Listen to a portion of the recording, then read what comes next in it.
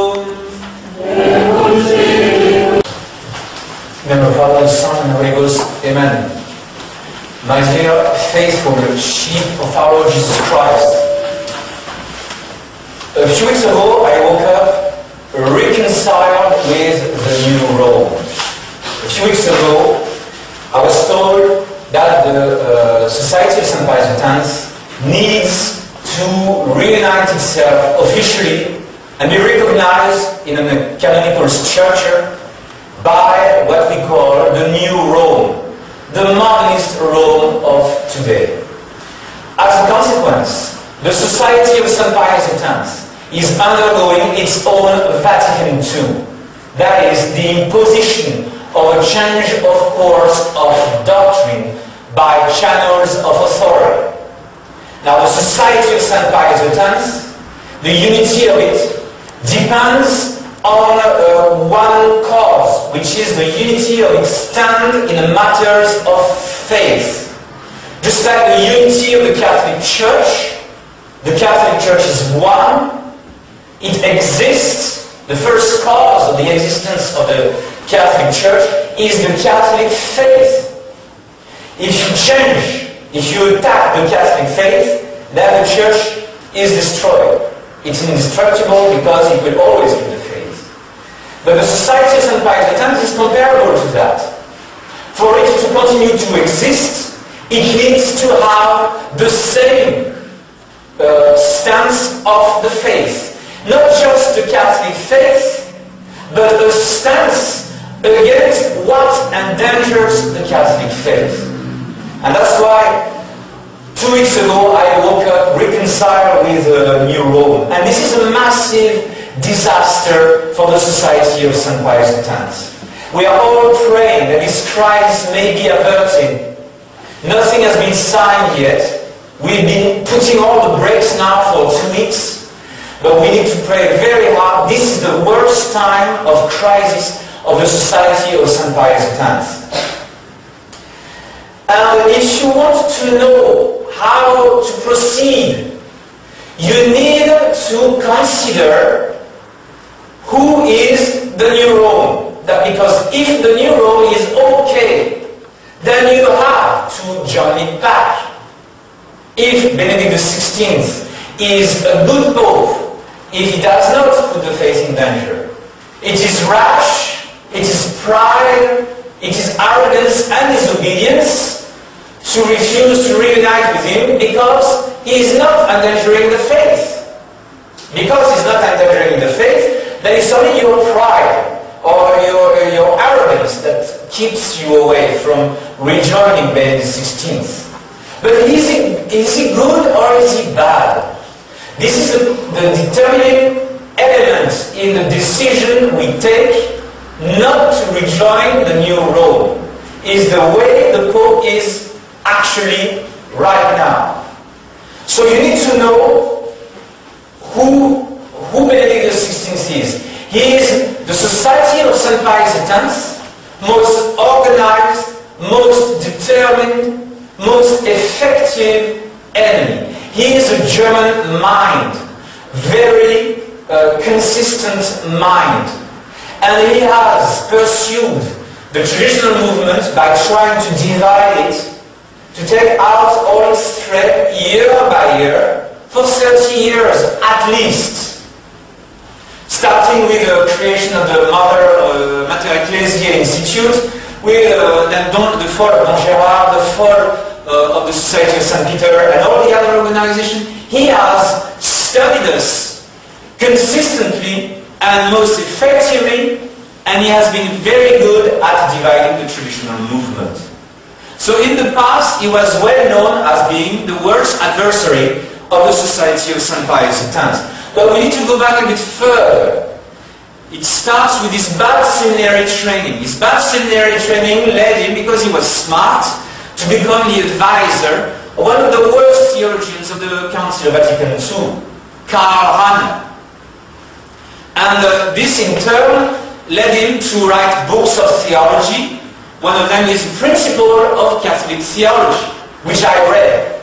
Now in this book, He clearly states a new form of modernism, a better one. Modernism in 3D. Instead of modernism in 2D, as condemned in Passion D, it's a modernism in 3D. That is, when you are talking to old ladies and to Catholics who really believe in the faith, you talk to them at their level. If you find somebody else who is a liberal Catholic, then you can deny more dogmas and change for grace.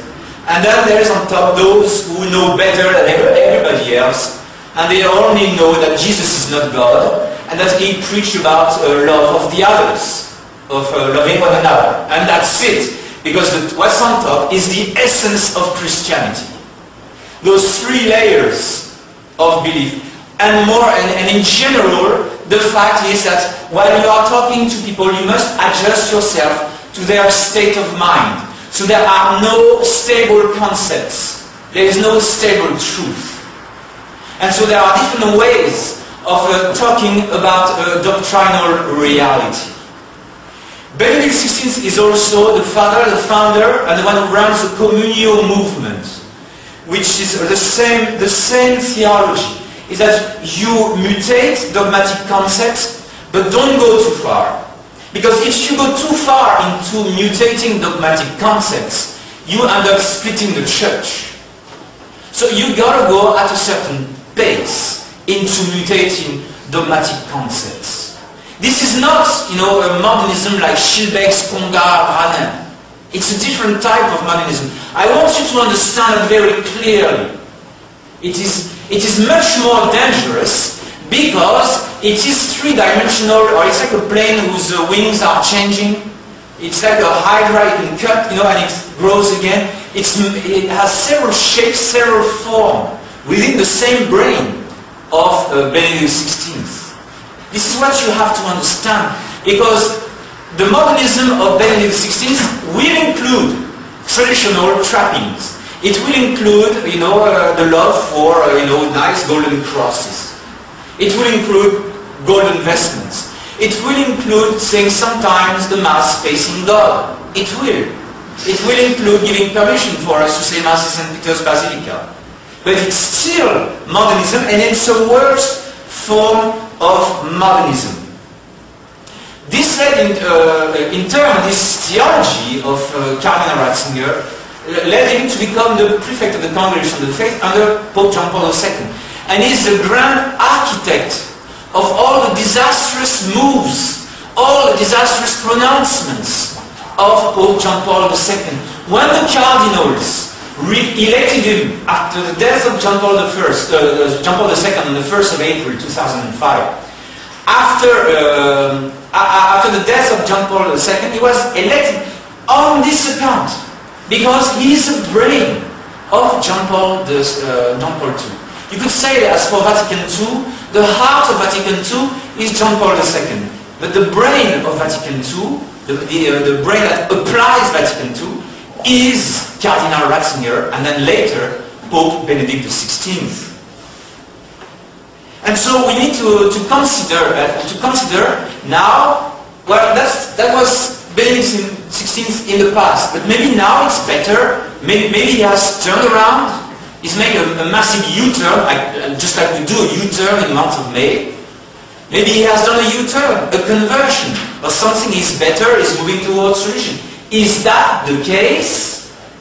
It is not the case, my dear faithful. It's not the case from what we see and what we hear from him today.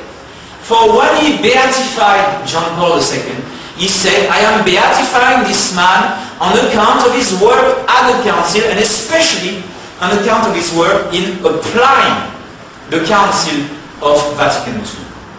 That's the reason why, that's the chief reason why he believes that John Paul II is a saint. John Paul II is a saint for him because John Paul II has applied Vatican II for the benefit of the Church. And let us consider 4 points. 4 false religion that prove us that he's worse than his predecessor. Because in him, modernism is more deliberate, more consistent, and more methodical. Because he's not the heart, he's not going to go for plumes, and he's not going to go for crazy, unseemly things. he is going to be more deliberate in his modernist approach. I discovered that a few months after he was elected in India on the question of Hinduism. You know, with respect to Hinduism, the Novus Ordo wants to mix the Hindu ceremony and the Catholic ceremonies. And so in a bulletin of the diocese, this article was published. There was his pronouncement as a pope on inculturation in India. And he said he criticized inculturation in India. That sounds nice. But he criticized inculturation in India because the Indian inculturation of the Indian bishops would not take into account the Buddhist religion.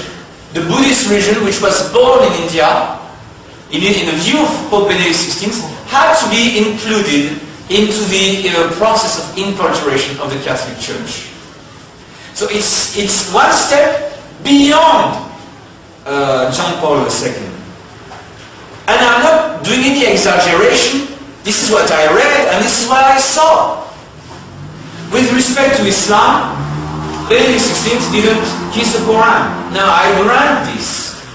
But unlike Pope John Paul II, who went also to the mosque, when Benedict XVI went to a mosque, he took off his shoes. He went to the mihrab, which is a special place in the mosque that faces Mecca, and faced Mecca. And then he folded his hands in the shape of the Muslim shape of the hand folding. And then he prayed at the same time as the other Muslims at the appointed time of the Muslim prayer. This is something that John Paul II would never have done.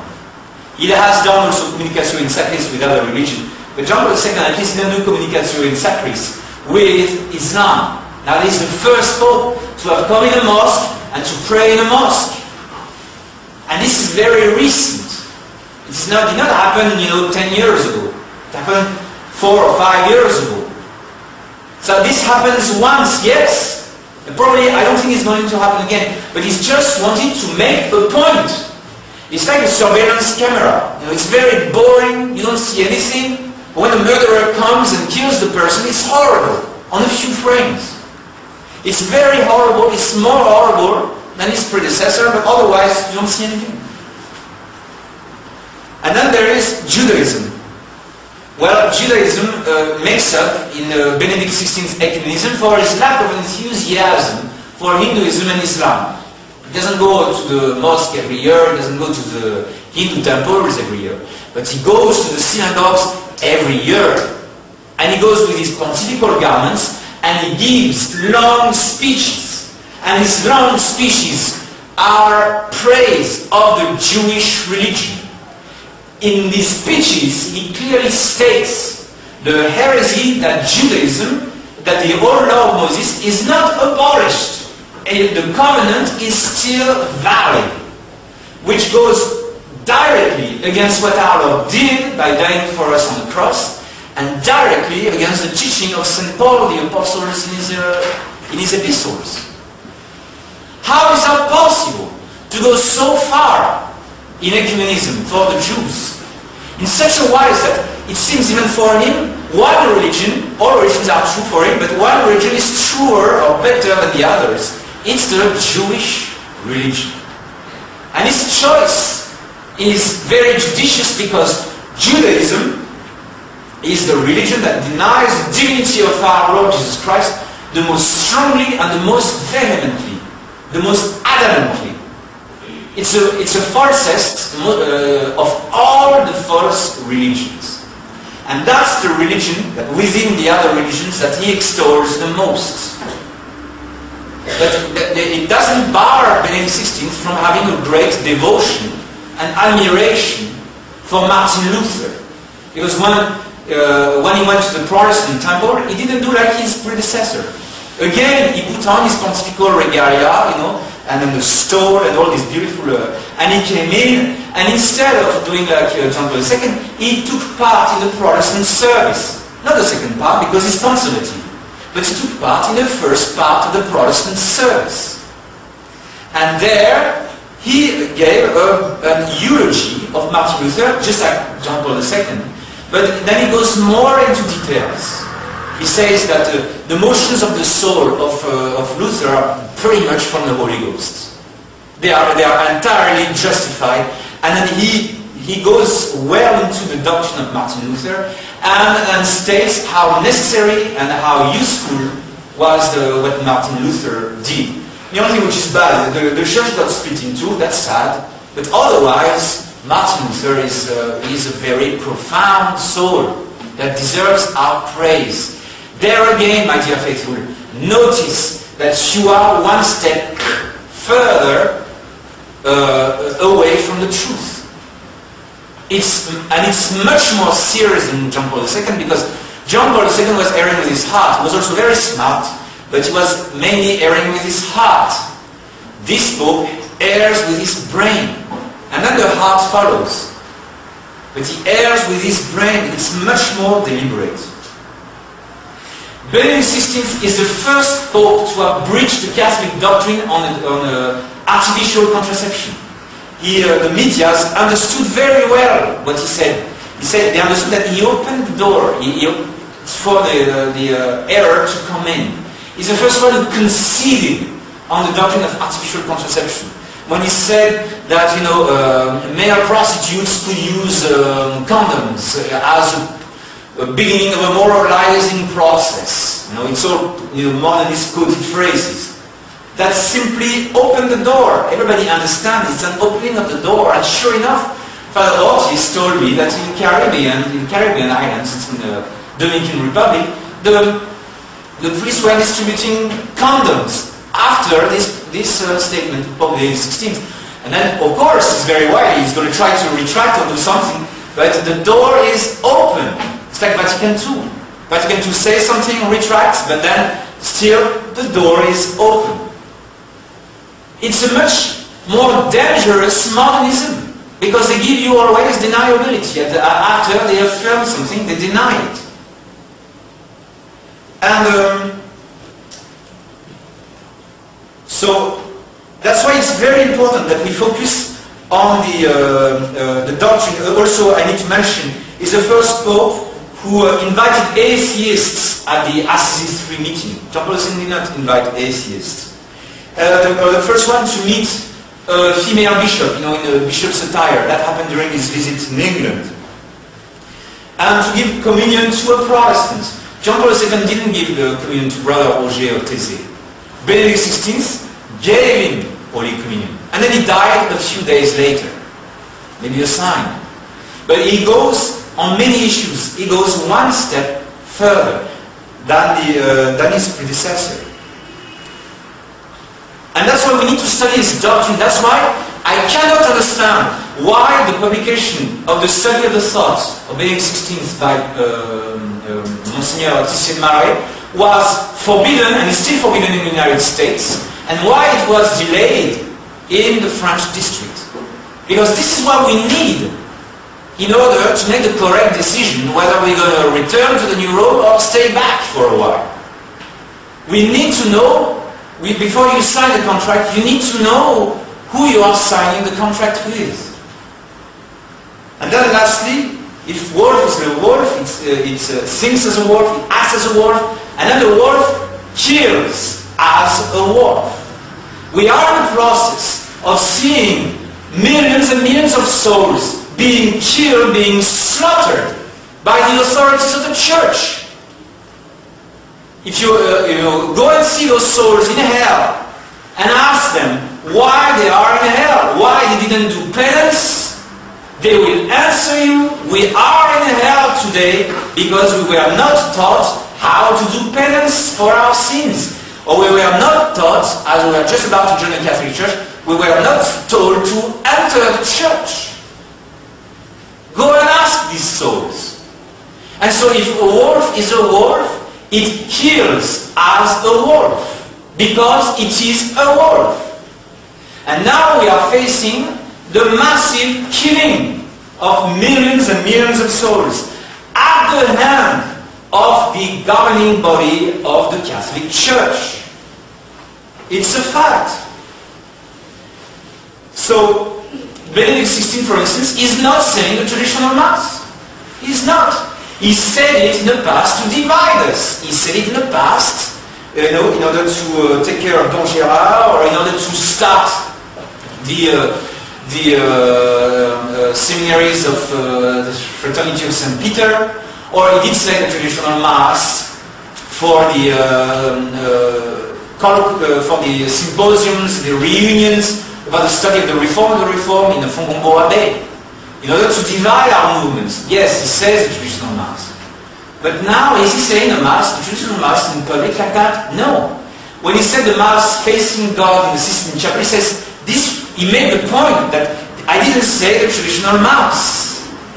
And I just said it facing God because that's the way the Sistine Chapel is. I never meant to do it facing the Orient, even though facing the Orient is a nice museum piece. So he is not going towards tradition. That is a lie. He is not behaving differently from before. He is still diffusing those deathly lies. And he does not believe in the true Mass. For him it's a museum piece. Very recently I read in the Wall Street Journal about his visit in Cuba. Very interesting. You can go and meet Fidel Castro. I don't think it's a sin for a Pope. Alright? Whatever, if Castro wants to talk to me, I'll talk to him. But very surprisingly, Castro had the question for Benedict XVI. He said, why did you make all this change in the liturgy in the 1960s? Why didn't you stay the same? Because now you got 6% Cubans go to Mass only. The rest, 94%, doesn't go to Mass on Sunday. And guess what was the answer of Benedict XVI? He said, we have to change for the sake of renewal. Now what kind of renewal is that when you only have 6% of the population that goes to Mass in Cuba? It is not renewal. That answer of Benedict XVI is a typical answer of a die-hard modernist. He still has renewal on his mouth when everything is destroyed. Of course, at other times you would say there's loss of faith, blah, blah, blah, but we are going to renew the church nonetheless, with charismatism, Opus Dei, and all these things. But notice that he will never return to the traditional Mass. He doesn't want it. So, his policy is to help all these charismatic contraptions, all these charismatic communities, these Christian communities, the neo-ecumenical movement, the Focolari, and there are many of these, and the Opus Dei, and many movements of the false restoration. He does this in order to recuperate whatever is left of the Catholic piety that survived at Vatican II, to put it in a machine, rehash it, and out that becomes minced faith. That goes down the sewers of all heresies again, the sewer of modernism. He just recycles whatever true faith is left in a sheep. He takes it, puts it in a machine, recycles it, and destroys it and puts it back into the sewers. These movements are not for renewal, but in order to bring people back into modernism. And for this he's very, very consistent. So he is a genius. He is intelligent. He is smart. Woe to those who underestimate him. He is a very powerful enemy. It's one of the main rules of the art of war. You do not underestimate your enemy, you study him. Otherwise, if he is good, he will defeat you. And then, you want to know who Benedict XVI is? Look at whom he appoints.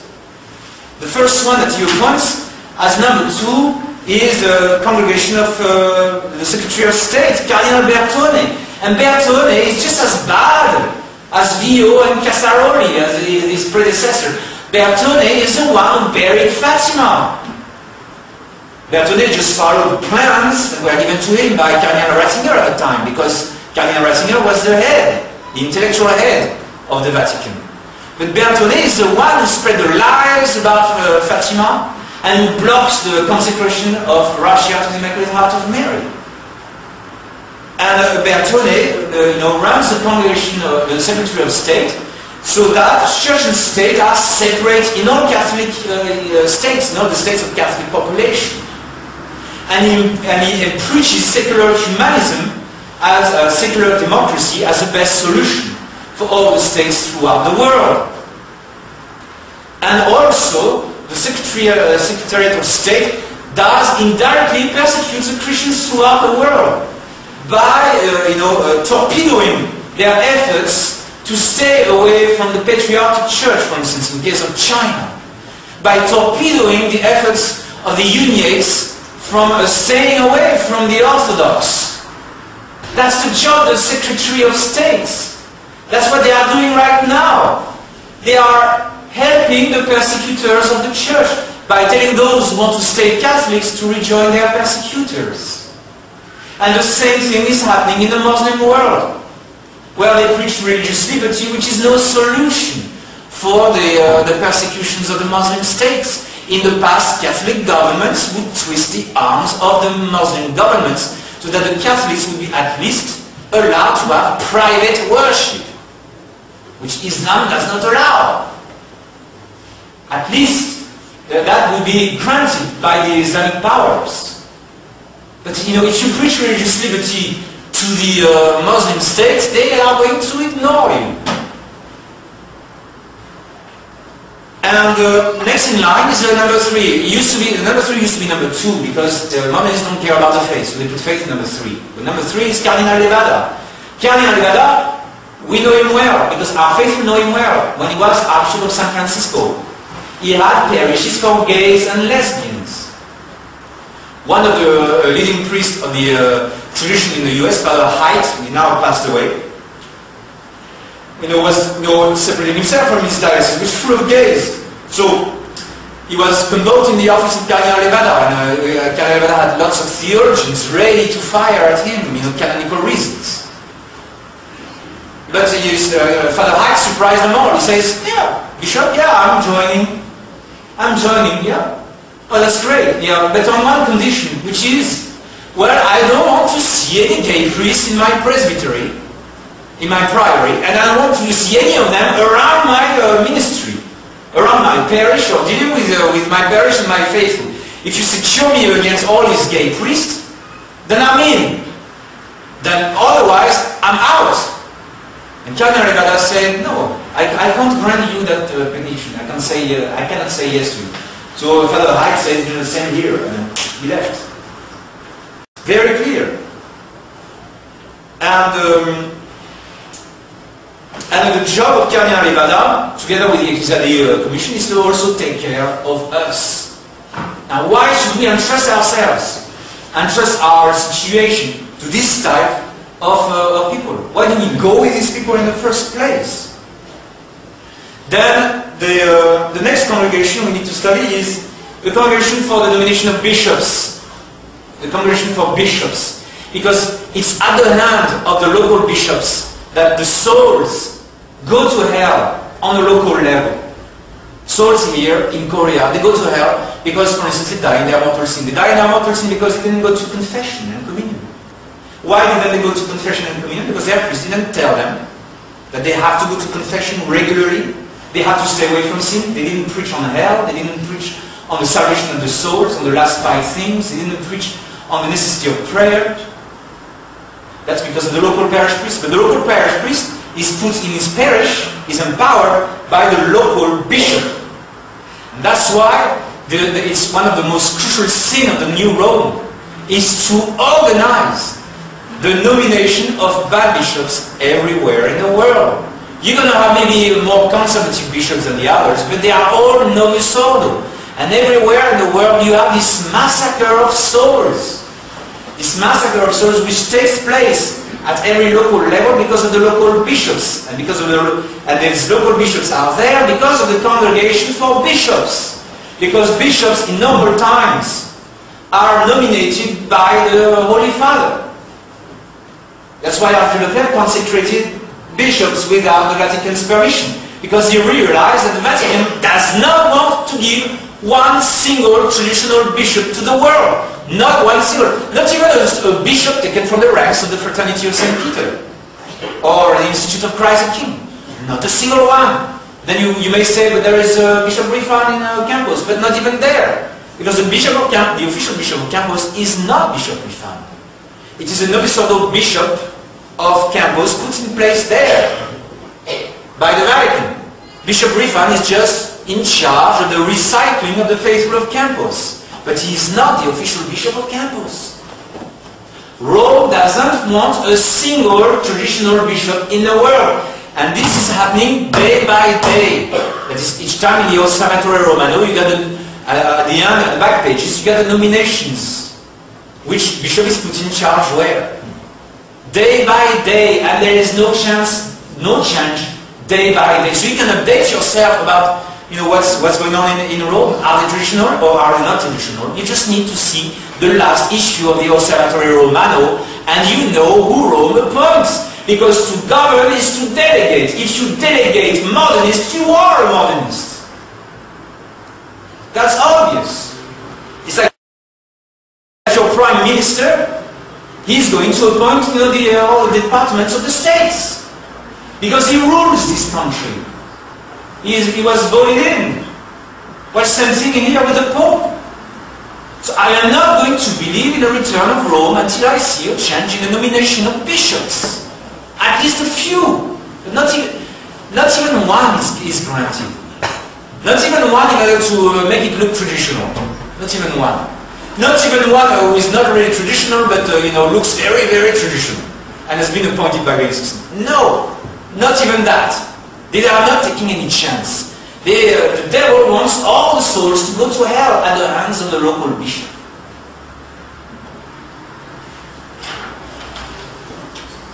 So we don't need to go too far. I'm not going to go through all the other discussers, unity of Christians, justice and peace, liturgy and everything. We don't have the time.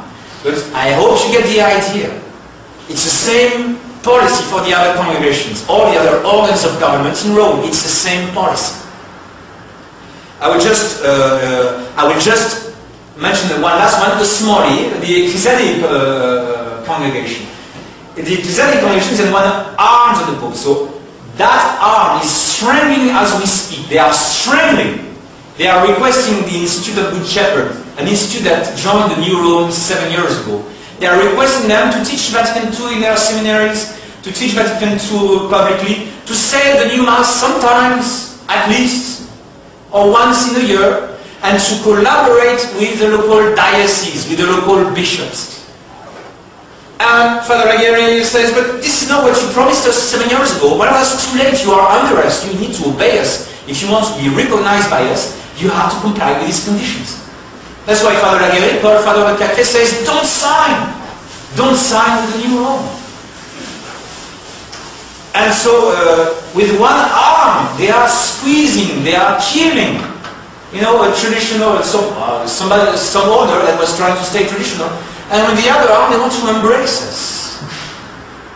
This is happening in the same month as we would have signed. Hopefully the agreement was thwarted. But this is what's happening. It's not possible. So how are we going to believe that after 6 or 7 years, Rome is not going to bring us the same conditions? And it could be even faster.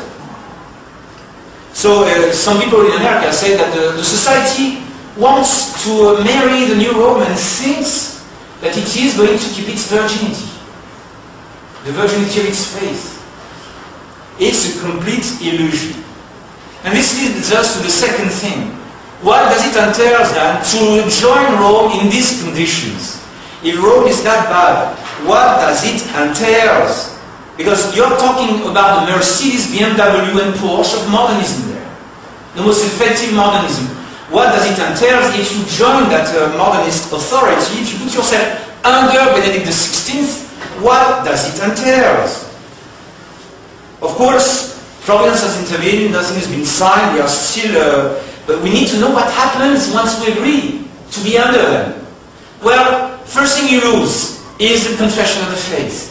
That is, you are not anymore making a stand against the heresies and errors and against the operation of sending souls to hell worldwide at the hand of the new Rome.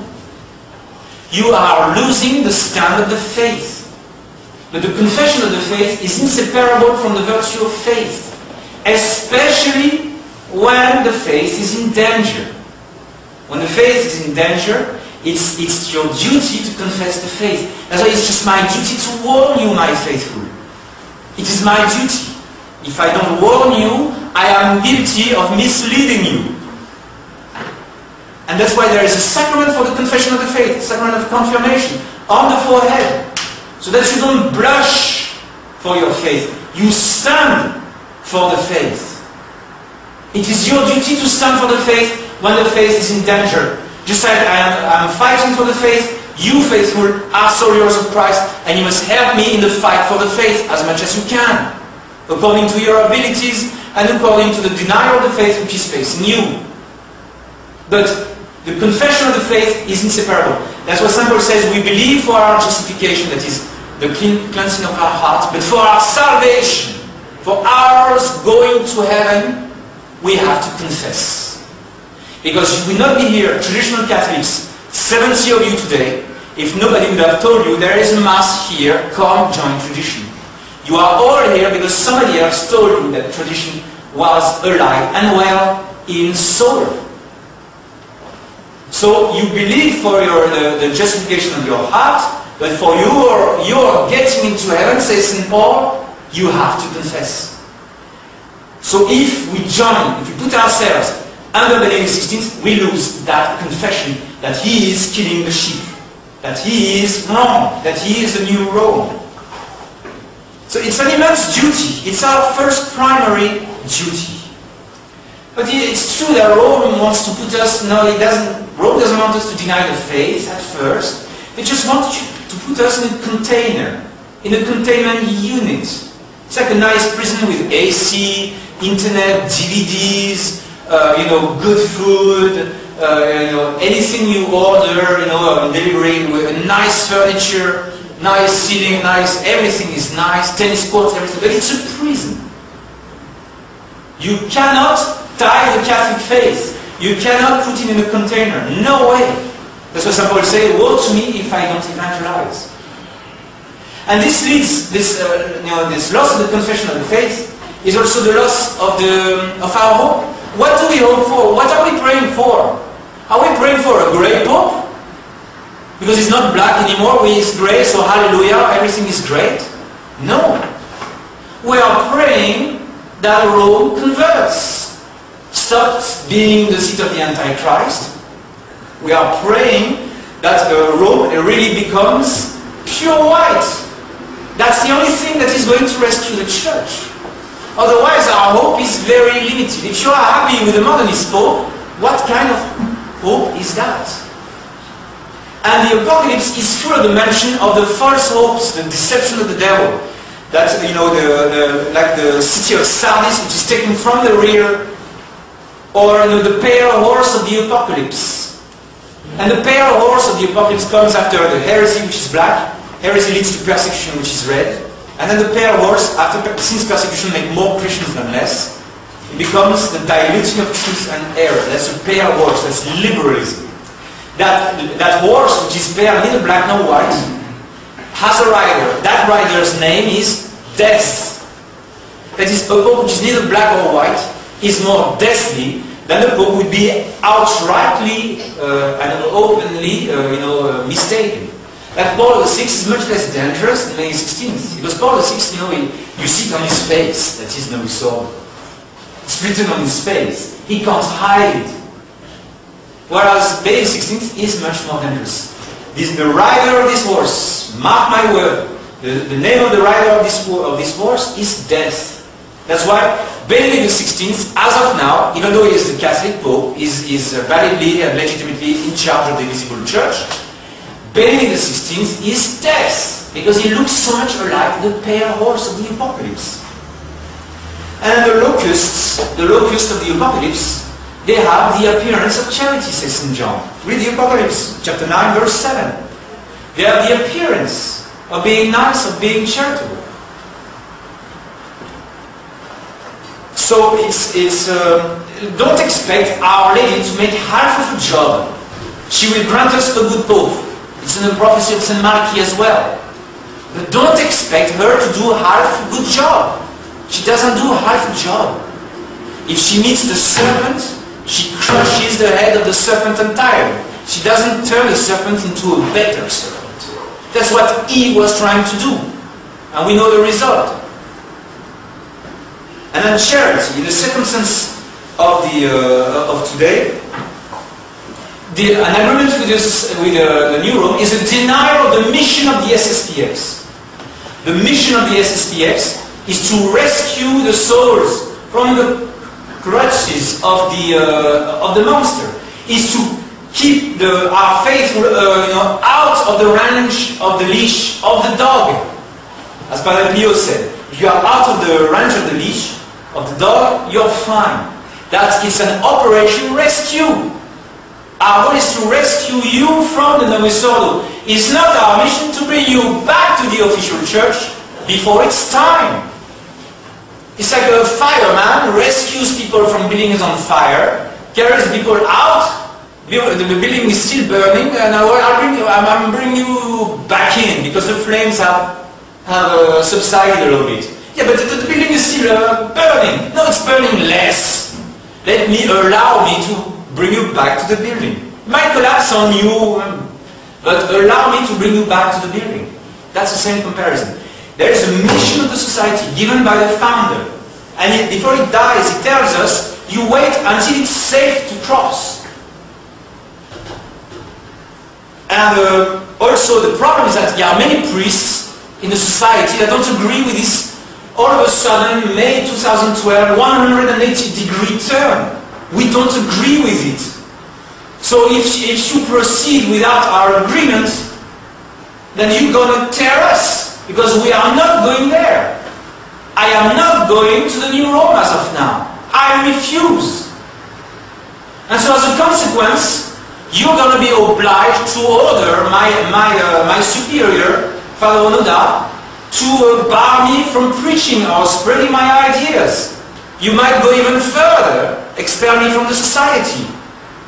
And then call the police to throw me across the street of Cannon Road in Manila. It might go as far, that far. Because once we have lost our unity in the position of the faith, then we tear ourselves. And we're going to look like sects. We're going to make the lawyers very rich in determining, this chapel, which one is which. The lawyers are going to have the time of their lives. It's going to be a disaster. And with this infighting within us, then the newcomers will be prevented from joining us. And many of our faithful will leave us. And also you will join the New Rome but without anti-liberal elements. So you join the New Rome in a state of great weakness. And so it's a disaster. What's going to happen to the little ones? And how would you have said we cannot rule out a split? The job of a leader is to rule out a split, to prevent a split. Because the common good of an organization is its unity. So you prevent the split. And the only thing that gathers us in a society of St. Pius X is the truth and nothing else. And isn't the split within us what the New Rome is always looking for? Aren't the Sedevacantists rejoicing today at seeing us, tearing us to pieces? So suicide is a sin against charity. You have no right to split us. And if there is a problem in the congregation, you must address the splitting problem in the general chapter and solve it, so that the society endures in the future. And it's also a sin against the virtue of prudence. So we saw faith, hope, charity, and then it's a sin against prudence. Because Archbishop Leclerc never trusted the New Rome. Even when he was in negotiation with the New Rome, he never trusted them. He was negotiating them in order to please his entourage, which was, very dovish at the time. Now it's the other way around. But he did. And then he talked to them, and he realized that they are very good, that they almost deceived him. And he admitted that he made a mistake talking to them, and that they almost fooled him. So who do we think we are? Do we think we are smarter than Archbishop Lefebvre, who do we think we are? We are not smarter than him. He has a lot of experience. He knew the church backwards and forwards. He knew the whole creeping of the ideas to destroy, to self-demolish the church. Are we smarter than the Archbishop Lefebvre, who told us to wait for clear sign and told us to wait a long time before he died? Why is Archbishop Lefebvre so clear-sighted? Because there is the grace of God, but also there is his intellectual work. His intellectual work was a study of the revolution. Crétino, Joly, Barbier, and the others, Donoso Cortés, all the other authors. He studied them. And then when you study a revolution, you see a revolution happens in stages. It always starts with terror, with massacring, with destruction and everything. But like in the Russian Revolution, there is the new economic policy, the NEP of Lenin, very few years after the start of the Russian Revolution. Every revolution mellows in time, because terror doesn't work anymore. So they have to use something else. It's the Gramsci way. It's, in France, we call it the Thermidorian phase. Well, Thermidor comes after the terror. The reign of terror is ended by Thermidor, with the Directoire. And there, it's, the revolution mellows, becomes nice. And then it begs people that it's not going to kill anyone anymore, but simply wants people to agree with the system, or with the ideas. And then it gets the fighters of Vendée sign the Treaty of La Genée, and they drop their weapons. And only a few, Charette, understand that this is a trap, this is a trick. But once the treaty is signed, then they can kill Charette, isolate him, and kill him. The fight will resume afterwards, but that's the idea. Because they need pontoons. Pontoons, niceness, a new atmosphere, a new form of trust. That's what revolution needs. That's how revolution works. Goes one step backwards and two steps forwards. That's how it pushes year after year. Makes some concessions. That's why in a liberal democracy you have the conservatives and the liberals. Do you think the conservatives have been successful in keeping us with the same laws as 50 years ago? No way. You got abortion, you got all the laws everywhere in the world. Conservatism has never helped. The step backward never helped. It's a trick, my dear faithful. So we have to watch. Watchman, what of the night? Says the book of Proverbs. That is that light within the night that's coming, is that really the light of the day? Or is that some other light? You know, the light of soul on the horizon. Is that the real light or a fake light? Watchman, tell me of the night. Which night is it? Is it still night or night is starting to be over? And it's an agonizing question, because there may be some amongst us that believe that the night is beginning to be over, and they want to lay down their weapons against the new world. And the number of these will determine the gravity of the split that might happen in the society of St. Clarice de Times. And it's a sin against the virtue of justice. But they say, but Rome is making up for the injustice done to us, poor traditional excommunicated faithful. Well, this is not to repair our injustice that we join by the new Rome. What we want is to repair the injustice done to the church, not to ourselves. The church, our mother, is being abused by the Holy Father in matters of faith, because our Father is drunk with modernism, and we don't accept our Father to mistreat our mother. So we have to stand against the father who abuses the mother. We have to. Then the father casts us out. Then after a few days he says, come back in, but keep quiet now, don't bother me. That's what Rome is asking us. We reinstate you back in, but keep quiet. That's not, the son must not return to the house, because he still maintains the same stand. Do not abuse my mother. And it's a sin against fortitude.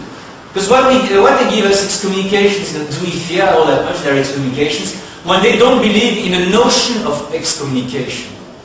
They don't believe in hell. Or if there's a hell, it's empty. Or if there's only one person in hell, it's Bishop Williamson. So they don't believe in hell. So they give us the paper of excommunication, but that paper leads you nowhere. Normally, an excommunication is a ticket to hell. That's why it's frightening. But the one who gives the ticket to hell does not believe hell exists. What kind of excommunication is that? I put it in a nutshell. But it's a fact that those threats of the New Rome are threats for rabbits, but not for us. And I'm not sure the rabbits are scared. So,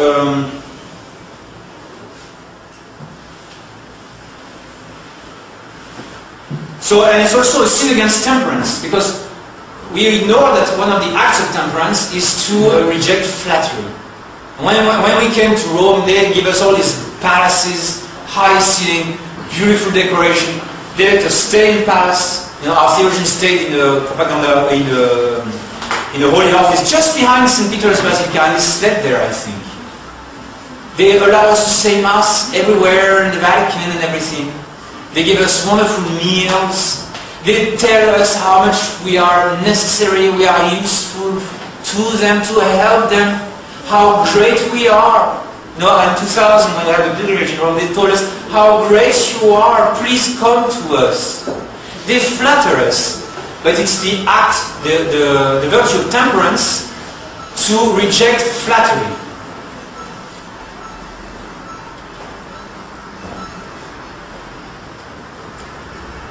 So it's not, you know, we have to reject this flattery of theirs. Otherwise, it's a sin against temperance that represses pride. The pride of us, you know, which may be that we think ourselves today, 2012, as the great instruments of the resurrection of the church. No, we are not. We are not as yet. As yet, all we do now, we keep the faith. Maybe we will be called the great instruments of the resurrection of the faith of the church when the church actually resurrects. Maybe then. But as of now, all you got to do, my dear faithful, is to keep the faith and keep the stand of the faith.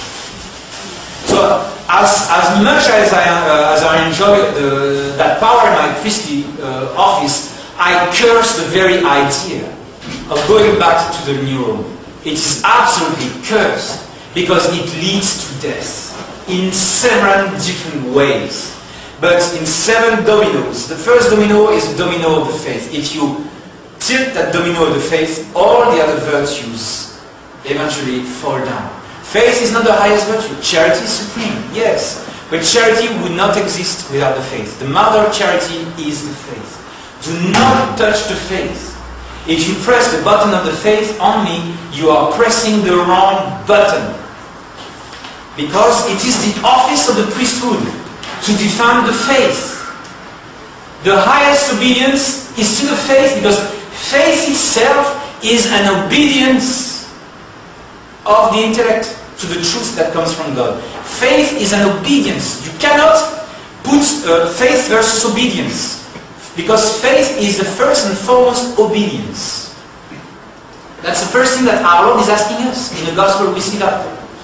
And of course the law is charity and obedience. But in normal times, if authority has a faith, then you obey authority, like a corpse, yes.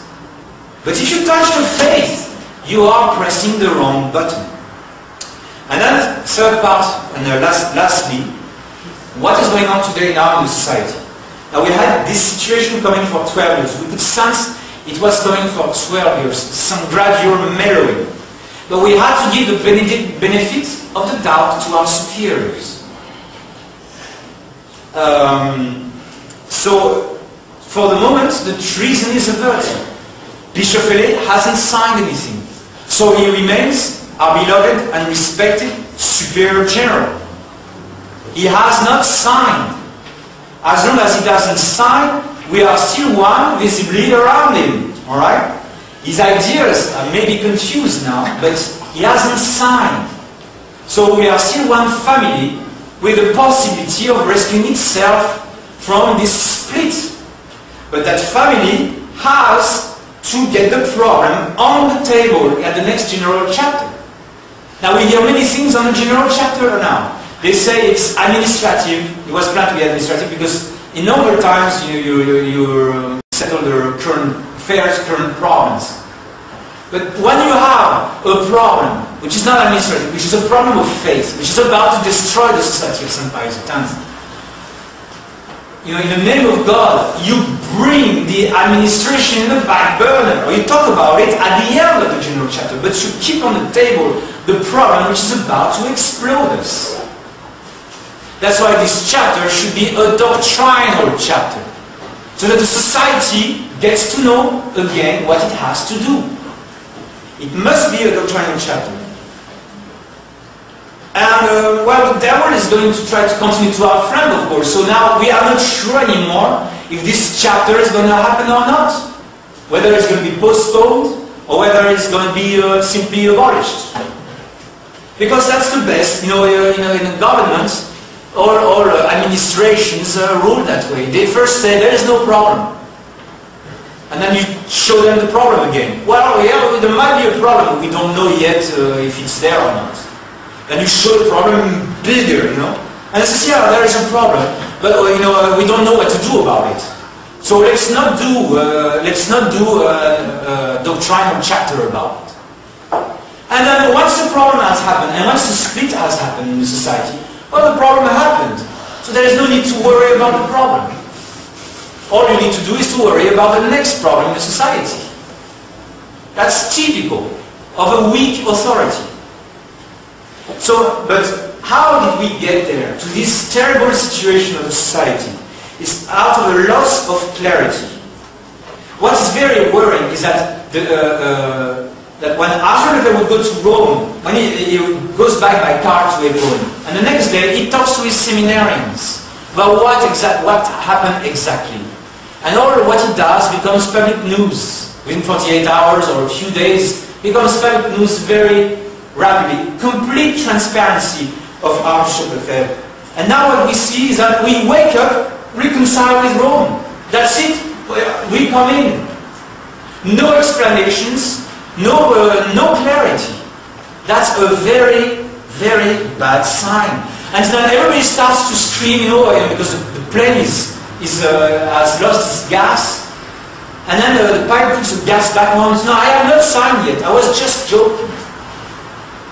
The direction is completely erratic. Sign, not sign, sign, not sign. Doctrinal chapter, no doctrinal chapter, administrative chapter, cancelled, postponed, re-established, advanced. That we hear all these things. There is no clarity, loss of clarity.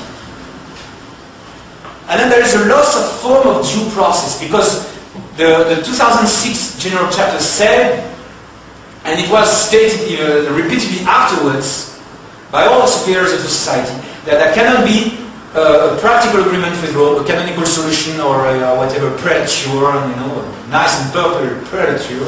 There can be no purple prelature until we have the same doctrine as Rome. Until Rome rejoins tradition. No doctrinal agreement, therefore no practical agreement. Because practice follows doctrine. Charity follows faith. So we first to make sure that Rome agrees with us doctrinally. Then we can agree with it practically and put ourselves under it. But the doctrinal talks have just failed. We had 4 negotiators in those talks. They came back from Rome and they said the talks have failed. We are dealing with madmen. We are dealing with men who are completely immersed into modernism. And even the Romans themselves admit that the rift is huge. And that's why there cannot be a practical agreement with the new Rome. As of now, not possible. And secondly, the promise was, if we sign, we will refer first to the General Council. So why was the signature prepared for the month of May? It's a lack of form of due process. It's a breach of trust. If you give a promise, you have to keep it. That's the essence of fidelity. You make a promise, you keep it. You cannot say that the circumstances are changing, because all those who break their promises say precisely that. The circumstances are changing, therefore I'm not bound to my promise. And also did we give consideration of of the process which is going to happen to all those congregations that are helping us and will be on their own dealing with Rome? The Dominicans, the Benedictines, the Capuchins, the Carmelites, and all the others, orders of nuns and orders of men. What's going to happen to them? And what's going to be the canonical settlement of our marriage cases? What are they going to say about us convalidating their confirmations? That we don't recognize that their confirmations are valid for certain. Same thing with the holy orders. We convalidate Novus Ordo priests to make sure they are validly ordained. What are they going to say to that? So a due process analyzes everything. And there is a failure to understand the meaning of the word agreement. A practical agreement with Benedict XVI is when it goes and says the traditional Mass. Because when I'm going to say the Mass now, I am going to use my practical intellect to consecrate the body and the blood of our Lord Jesus Christ. I am using my practical intellect. That's the practical intellect. That's the practical agreement with Rome means. A practical agreement means that we agree in practice. We have the same practice. There's a harmony of practice. And if you make a nice, wonderful Death Star, self-flying canonical structure, that canonical structure is a monstrosity if it's coordinated with something that does the opposite. You got two opposite, you are already engineering a split, because there is the practice of the two is opposite already. You try to patch it together for a while, you know, with cables, with super glue and everything, but the two things, you know, are moving in the opposite direction. So it's not an agreement. Don't call it an agreement. It's a patching of opposites, but it's not an agreement. And as far as a doctrine, a doctrinal agreement is a rejection of the text itself of Vatican II. Vatican II is dead because it's ambiguous. And we have so many congresses and reunions of theologians clearly stating and proving that you cannot separate Vatican II from its modernism. You cannot. It's proven. We've said it many times over. So, and we have to remember Pascendi. To remember that, you know, modernism is a mixture of truth and error, the flipping of pages, with one page which is traditional, the next page is modernist. The changing of concept, the diluting of the truth, even though it's maybe in a very small proportion.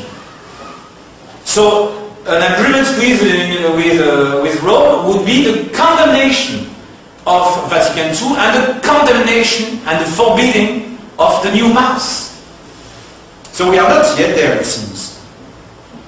And then there's this increasiness of gullibility. We become more and more gullible and believe that, you know, the Pope means well and everything. Especially with these Rosary Crusades. Those Rosary Crusades where we come bouquet in hand, you know, and telling Rome that we have something to buy from them. The 2007 Rosary Crusade was about the Mass. So we are asking the liberation of the Mass. And we said, of course, we grant you what your bouquet is so pleasingly asking us to grant. But you have to recognize Vatican II, and you have to recognize the superiority of the Novus Ordo Mass, because it's the ordinary rite. You only can say the traditional rite on exceptional circumstances. They simply repackage. It's a repackaging of the previous tyrannical conditions of the motu proprio of 1984. It's a mere repackaging. That's all we got. A nice wrapping of things. That's the result of our millions of rosaries.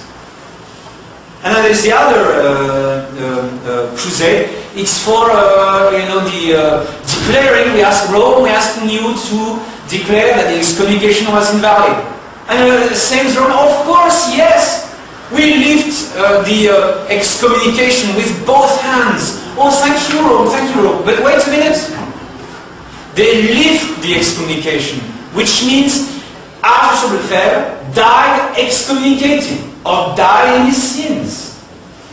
Does Our Lady do such a bad, sloppy job?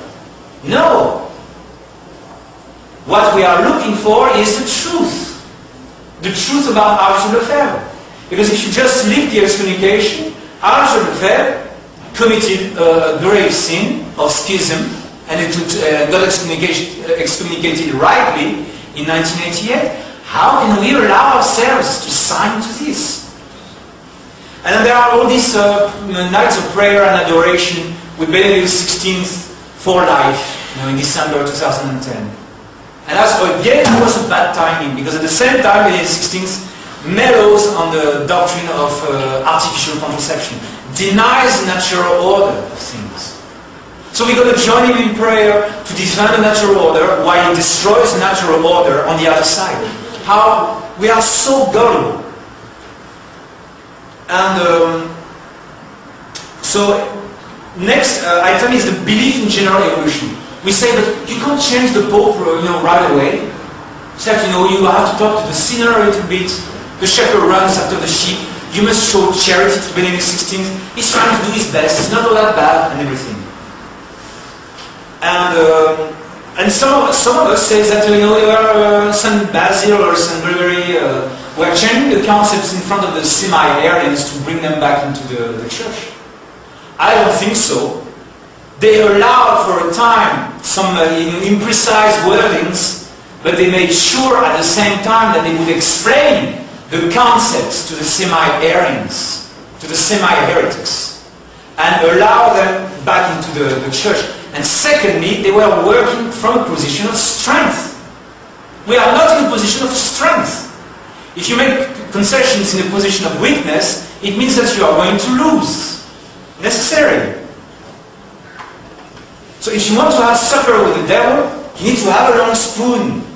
If Benedict XVI is causing death, you must have a distance. You cannot go and embrace, you're going to fall into his traps. So actually, I believe the one who should be put in charge of the relation with Rome and the relations with the media is Bishop Williamson. Because there is no risk of us, getting deceived. We must keep that distance. I remember a rickshaw in India, he had 2 stickers on the back. God is love, keep distance. So God is love, keep distance with the new Rome. If you want to keep the love of God, for the love of God. The solution to the crisis of the church is like an exorcism, where you adjure, you force the devil to come out. But not a solution of dialoguing and gradually persuading the devil to leave the levers of command, the control panel of the church. You don't beg the devil like that. You order him. That's how he comes out. We request the Pope to do his job as Pope and to stop the massacre of souls. And we are not jumping in the water to catch fish. That's the other comparison that you need to study. We cannot draw any souls. We have drawn all of you, my dear faithful, by staying from above the water. We didn't catch you from the Novus Ordo places. We didn't catch your souls by saying the Mass near the Cathedral of Seoul. We caught you by opening this chapel here. We are above the water and we draw you into this chapel. And we've been so effective at finding souls. Even though there are a few priests in Asia, in the Philippines now we have 4,000 faithful. We have 1,000 pilgrims at the Bohol pilgrimage. So we are effective. There is no need to doubt that what we are doing is really what is showing Rome where to go as far as the conversion of the faith. And then also what's worrying is the doctrinal flaking. When the head says that there is no problem anymore with the council itself, but with its interpretation. When, in their minds the doctrine of religious liberty is not clear anymore. We don't believe in religious liberty because look at the consequences in South America. The Protestant preachers must be stopped from preaching in Catholic states. That's the meaning of religious liberty. Because as a result you see the damnation of so many millions of South Americans at the hands of the Protestant sects that are so good and have so much money and logistics to seduce people, promising them Jesus in exchange of divorce. So religiously complicated. And also, Pius IX was a liberal, but he became very strong. And Arthur Lefebvre also believed in religious liberty when he was a seminarian, but he became strong. So let us judge nobody so far. But we must not mellow our doctrinal stand. And then lastly, what's happening is a gradual and authoritarian coercion to the resistance to change of the society. Some priests are resisting these changes, and they are being coerced. I'm not guaranteed that I will preach to you next month. We are being coerced, and we are denied publications. When our publication is too harsh, it's denied publication. So this is happening. This is typical of Vatican II. And we are being threatened. We are being told, if you don't agree with the stance of the society, leave. Well, I was not ordained priest in order to uphold the stance of the Society of St. Pius X. I ordained a priest to uphold the Catholic faith. Now, blessed be God if the society follows that Catholic stance, the Catholic faith. And the other threat is that you are causing a revolution within the Society of St. Pius X. But no, it's the truth that only causes unity. And it's only the truth that is against revolution. If you touch the truth, you are the revolutionist. No matter how much you wear the tiara, the cope, and the pontifical regalia.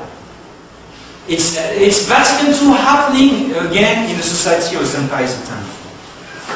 And then third threat, you don't have the grace of state. You are not in charge. How dare you, dictating the policy to your superiors? Well, if you touch the DNA of the society, which is the truth, don't be surprised that you have a cancer. Because you are changing the code, the operating code of this congregation that was founded by Arthur Lefebvre in order to maintain the faith. You don't touch the DNA. But this whole plot was hopefully countered. Especially by these letters of the three bishops and the answer of the Bishop Fele and the General Council. Once this letter was out, the conspiracy was finished, because then everybody wakes up, what's going on? We didn't know that we were so far advanced into being sold out to the new Rome. And then, sure enough, there had to be lots of backtracking and explanation to be made. So thankfully the plot has been held by three bishops. And you have three bishops trying to hold Mansingen in a different way. One is a big mouth, Bishop Williamson. The other one is a big intellect, that's Bishop Tissier. And the other one is very prudent on a practical level, that's Bishop Galarreta. So one is a cat, a big cat, that roars, that makes lots of noise. The other one is a lamb, very patient. And the last one flies really high, as Bishop Galarreta. And so the big mouth, tries to stop Bishop Fele himself. The big brain tries to open the hood of the mind of Benedict XVI, Bishop Tissier Marais. And the last one, Bishop Galarreta, tries to show and shows everywhere in the world that this the practical agreement with Rome is a monstrosity and leads to so much chaos and disorder in tradition. The cat comes hard and hot. It's arrogant, it's in your face. The lamb, Bishop Tissier is very cold approach to the errors of Vatican II and the errors of Benedict XVI especially. He analyzed everything flat, analyzed all the samples, and it's clear, like the light of day, that Benedict XVI hasn't got the faith. And the last one is very soft, talks to Bishop Fele. You need one to whom Bishop Fele doesn't want to talk to, and you need one to whom Bishop Fele really doesn't mind to talk to. And then one in the middle which is completely cold. You have the three different options. And as a consequence, there are weaknesses, because Bishop Williamson gets Bishop Vallée too angry. But Bishop Tissin-Marae gets Bishop Vallée completely indifferent. Bishop Vallée doesn't pay attention to his analysis of the thought of Benedict XVI. And his publication was barred in the United States. Bishop Vallée didn't do anything against that. So he doesn't pay any attention to the work of Bishop Tissin-Marae. And Bishop Galarreta doesn't get Bishop Vallée angry enough so that he rescinds the prepared agreement. But there are effects, advantageous effects on Bishop Vallée. That Bishop Vallée would like to expel Bishop Williamson, but he can't. He can't expel him. He's a bishop, and he's not done enough yet to be expelled. And because Bishop Williamson is still in the Society of St. Pius X, the French bishop rushed into Rome and says, don't take these people back in as long as Bishop Williamson is within the SSPX. So Bishop Vallée would love to expel Bishop Williamson so that the Society of St. Pius X could join the new Rome. But he can't expel Bishop Williamson. So as long as Bishop Williamson is within the SSPX, then the robots, you know, they plug their nose, because they can't even smell the SSPX as long as the Bishop Williamson is within the society. That's why I told Bishop Williamson, you are the skunk of the society. You are our savior because you are such a skunk. And then he laughed. He says, François, you are a clown. Yes, I am. Because they can't smell us as long as Bishop Williamson is in.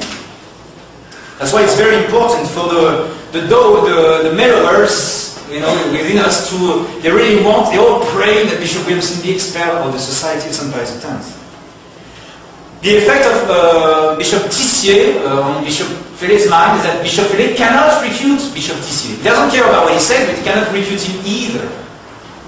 And so, as a consequence, the society cannot debate doctrinally with the New Rome successfully. We cannot agree in a debate with the New Rome. Because you got the Bishop Tissier and like minds like Father de Jornat, Father Blaise, Bishop Galarreta, or the negotiators of the Father de la Roque, they got the same analysis as Bishop Tissier. And so we are never ever going to have a doctrinal agreement. At least those who think in the Society of St. Pius X are never ever going to have a doctrinal agreement with the New Rome, because it's still a New Rome, it's still there.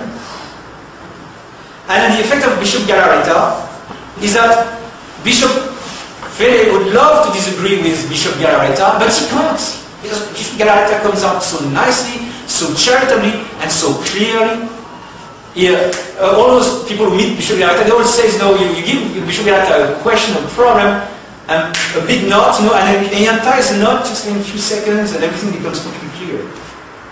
There's such a clarity of expose and a swiftness in resolution of, you know, pastoral matters involving doctrine. It is so clear that, yeah, you would like to disagree with him, you would like to sign with him, but you can't. Because it's so clear. Because Bishop Galarreta is showing everybody what's going to happen to our nuns, what's going to happen to our monks, what's going to happen to the question of the marriage, the question of the sacraments, all these canonical questions. This is a big mountain of problems that you are piling up. It's a monstrosity because you are trying to patch two things that want to go to the opposite direction. And that's why the effect on the New Rome, that the New Rome can't ever bring about a practical deal with the SSPX. So the signing is postponed and everything, and it's where they have not signed yet. And so the final result is that the New Rome and the SSPX remain separate. We remain separate until the papacy converts. Until it converts. And that's victory, my dear faithful. These are our victory conditions. The papacy returns to the faith. And then the society returns to the papacy. That's the victory we are looking for. The other one is just the appearance of victory. It's a plastic, fake victory. And I've got nothing to do with it. So you can wonder why Bishop Relay, took on 3 bishops. So, because they are his biggest obstacle to cross. A small fry priest can be blown to pieces, very easily. But when you can't expel 3 bishops that easily. Now, when the resistance of the 3 bishops got exposed, then he gave a new hope to all of us who really want the society to stay in that same stand until the tempest is over. Many priests are scared. Some priests are very angry and speak openly, clumsily, like yours truly. But we don't have the same graces as bishops. We are not bishops, but we've got to do our job, which is to warn you and to keep your faith safe, so that you can keep your charity, the mission, the mass of the society. You can keep your God dwelling within your hearts. So we've been able to push back the signing with Rome, but nothing is to be taken for granted. That situation is continuous, is always changing day by day. It's you got priests switching sides and everything. You got diocese districts where truth is suppressed. You got districts where truth is completely exposed, like Mexico or England, or even Asia to a certain extent. And so lies are shifting all the time. So what is going to happen in this summer of 2012 is going to determine, certainly, the shape of the battle of the SSPX for many years to come. So my dear faithful, the war is still on. And when the war is on, you war on. In the name of the Father, the Son, and the Holy Ghost. Amen.